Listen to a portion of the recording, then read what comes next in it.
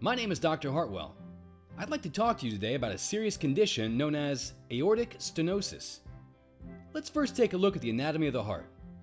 The heart is divided into four chambers: right atrium, right ventricle, left atrium, left ventricle. Each chamber is separated by a valve. There are four valves in the heart: pulmonic valve, tricuspid valve, mitral valve, and the aortic valve. Valves are designed so that blood travels in one direction. In essence, valves prevent the backward flow of blood. There are two things that can go wrong with valves. They can narrow and get tight. The medical term is called stenosis. Or they can become leaky and the blood flows backward. This is called regurgitation. Therefore, patients can have either aortic stenosis or aortic regurgitation. Aortic stenosis affects roughly 16.5 million people in the US over the age of 65. The most common symptoms are chest pain, shortness of breath, fatigue, and fainting.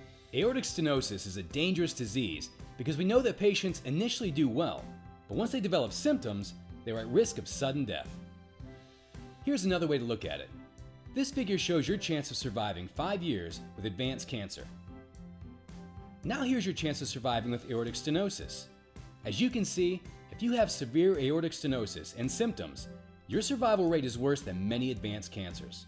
Doctors often diagnose aortic stenosis by either listening to the heart or doing an echo, a non-invasive way to look at the heart using ultrasound. Fortunately, there are a lot of great treatment options. TAVR stands for transcatheter aortic valve replacement. There are 3 ways to do a TAVR. One way is through the groin, also called transfemoral TAVR. Another way is through a small incision on the side of the chest, also called transapical TAVR. And the last way is through a small incision on the top of the chest, also called transaortic TAVR.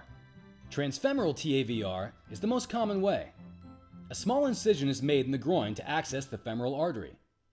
Then a catheter, or a thin tube, is inserted into the artery and follows the course of the vessel to the heart, where a new aortic valve is inserted. Mini AVR stands for minimally invasive aortic valve replacement. A small incision is made in the upper chest wall, called a thoracotomy, where the aortic valve is directly visualized and then replaced. SAVR stands for surgical aortic valve replacement. A larger incision is made through the sternum of the rib cage, called a sternotomy, where the aortic valve is directly visualized and replaced. The larger incision allows the surgeon to have greater access to the heart. Your heart surgeon can help you decide which is best for you. For more information, please visit our YouTube channel or www.minivalve.com.